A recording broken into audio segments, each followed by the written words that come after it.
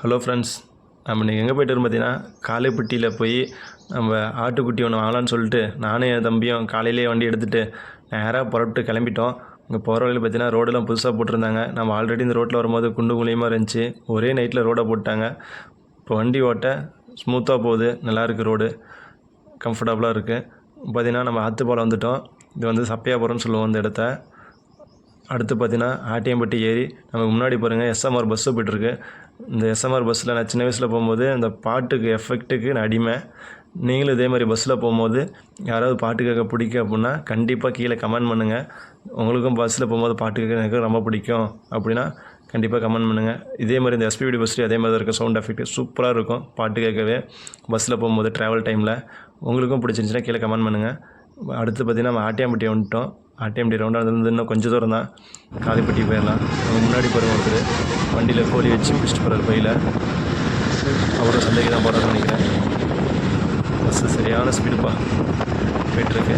அடுத்து பார்த்திங்கன்னா நம்ம காலைப்பட்டிக்குள்ளே வந்துவிட்டோம். இங்கே வேறு பண்டிகை டைம் வேறு, தை தேர்னாலே எங்கள் காலைப்பட்டி சரியான கூட்டம் இருக்கும். இந்த இடம்லாம் பார்த்திங்கன்னா தேர் அப்போ இடம் நிற்கிறதே இடம் இருக்காது. இங்கே பார்த்திங்கன்னா உள்ள ராட்டினத்துறை, இந்த கப்பல் ராட்டினம் எல்லாமே போட்டுருக்குறாங்க. இன்னும் ஒரு 2 நாள் போனால் அந்த நைட்டு ஈவினிங் டைம்லாம் ஃபுல்லாக கூட்டமாக இருக்கும். அடுத்த வீடியோவில் உங்களுக்கு போடுறேன். இங்கே பாருங்கள், சந்தைக்கு வந்துவிட்டோம். சந்தையிலையும் அதேமாதிரி செம கூட்டமாக இருக்குது. நிறைய பேர் ஆடு வச்சுருக்குறாங்க. இதை விட்டு ஆடு என்ன ரேட்டுன்னு சொல்லிட்டு போய் அவர்கிட்ட கேட்கலாம். அவர் எவ்வளோ சொல்கிறாருன்னு பார்க்கலாம். பார்த்தா நமக்கு முன்னாடி ஒருத்தர் ரேட் கேட்டுருக்காரு. இந்த 4 ஆட்டுக்குட்டி எவ்வளோன்னு சொல்லி கேட்குறாரு. அவங்க 22,000 சொல்கிறாங்க ஆட்டுக்காரிங்க. 4 குட்டி 22,000 சொல்லும்போது ஒரு 5,000 கேட்குறாரு. 5,000 கட்டுப்படி ஆகாது, 5,000 தர முடியாதுன்னு சொன்னோன்னே அவங்க சின்ன வேறு ஆட்டை பார்க்க போயிட்டாங்க. அடுத்து இன்னொரு வச்சுருந்தார் ஒரு கருப்பு குட்டி மட்டும்.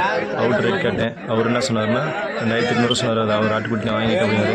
இப்போ பார்த்தா சின்ன சின்ன ஆட்டுக்குட்டி வச்சுருந்தாங்க உள்ள. இந்த குட்டியில் ஒன்று எவ்வளோன்னு கேட்டேன். ஒரு குட்டி 2,000 சொன்னாங்க. எது எடுத்தாலும் 2,000 சொன்னாங்க. இது உங்களுக்கு பிடிச்சிருக்கா எடுங்க அப்படின்னு சொல்லி சொன்னாங்க.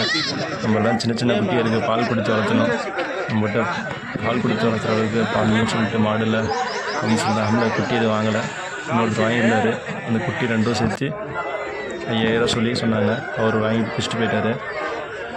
இந்த பக்கம் பாருங்கள், இந்த பெரிய ஆடெலாம் வச்சுக்கிறாங்க. வெள்ளாட்டிலேயே பெரிய ஆடெலாம் வச்சுக்கிறாங்க. இது வந்துட்டு எங்கள் ஊர் சைடு வெள்ளாடுன்னு சொல்லுவோம், வேறு சைடெலாம் பள்ளையாடு அப்படிம்பாங்க. நிறையா ஆடு இருந்துச்சு. இங்கே பார்த்திங்கன்னா கோழியும் இருக்குது. இங்கே வந்தால் ஞாயிற்றுக்கிழமை நாளில் காலைப்பட்டி சந்தை. இங்கே வந்தால் உங்களுக்கு ஆடு, கோழி, மாடு எல்லாமே இருக்கும். உங்களுக்கு எது வேணாலும் வாங்கிக்கலாம். ஃபுல்லாக எப்போவுமே காலைப்பட்டி அப்படின்னாலே ஆடு, மாடு, கோழி எல்லாமே இருக்கும். உங்களுக்கு குட்டியிலேருந்து எல்லாமே இருக்கும். இந்த பக்கம் பேர்ட்ஸ் தான் எதுவும் வளர்த்து விற்க மாட்டாங்க யாரும். நீங்கள் வேறு சைடெலாம் போனால் அந்த புறா இதெல்லாம் வைப்பாங்க. புறா, முயல், எலி இந்த மாதிரிலாம் வைப்பாங்க சேலை சைடெலாம். நம்ம ஊர் பார்த்திங்கன்னா ஆடு, மாடு, கோழி இது மட்டும் தான் இருக்கும். அதை மட்டும் வாங்கிக்கலாம். அடுத்த டைம் வந்தால் நீங்கள் விசிட் பண்ணி பாருங்கள் இந்த காலைப்பட்டி சந்தையை. அடுத்து பார்த்திங்கன்னா இவர் பாருங்கள், ஒரு ஆடு ரேட்டு கேட்குறாங்க. அந்த ஆடு 6,500 சொல்கிறாங்க. ஒரு 5,000 கேட்குறாரு. 5,000 ஆகாது, கட்டுப்படி ஆகாது, நீ கொடுன்னு சொல்லி கவுத்த கொடுக்குறாரு. நீ கொடுத்துட்டு போ, எனக்கு செட் ஆகாது, நீ வேணான்னு சொல்லி கேட்குறாரு. அவர் ஆடு கொடுன்னு சொல்லி பிடிச்சி அவர் போட்டு கையில் பிடிங்கி வச்சு பாருங்க. 6,500 ஆட்டை 5,000 கேட்குறாங்கன்னு சொல்லிட்டு அவங்களும் அந்த வியாபாரியும் ஆட்டு நெஞ்சை பிடிச்சி பார்க்குறாங்க. பிடிச்சி அழுத்தி பார்த்தா அந்த ஆடு நிறைய வெயிட் வருதுன்னு அவங்களுக்கு தெரியும். ஒரு கட்டுப்படி ஆகல, பிடின்னு சொல்லி சொல்லிட்டாரு. ஒரு கைத்தை பிடிச்சிட்டு நீங்கள் போங்க அப்படின்னு சொல்லி அனுப்பிவிட்டாரு. அதுக்கப்புறம் அவங்க கிளம்பி போயிட்டாங்க. அவங்க ஆடுவான்னு சொல்லிட்டு. இந்த பக்கம் பாருங்கள், கோழிலாம் நிறைய வச்சு விற்றுட்ருக்குறாங்க. ஃபுல்லாகவே கோழி தான். கோழி வச்சுட்டு அவங்க பார்த்து விற்றுட்ருக்குறாங்க. சரியான கூட்டமாக இருக்குது கோழி சந்தையிலையும் காலைப்பட்டியிலேயே. அதுக்கப்புறம் ஃபுல்லாக பசங்க கூட்டம். இங்கே பாருங்கள், நம்ம அந்த இவர் தான் ஏரடி அப்பன். இவர் சொல்லுவோம், நாங்கள் ஏரடி அப்பன்னு கூப்பிடுவோம். ஒரு சேவல் கட்டில் எனக்கு பெரிய ஆள் ஒரு தாத்தா. அவர்கிட்ட ஒரு வார்த்தை பேசிட்டு அப்படியே நம்ம கிளம்பி இப்படி வீட்டுக்கு வரலான்னு கிளம்பணும். இங்கே முன்னாடி பார்த்தா கயிற்று கடை.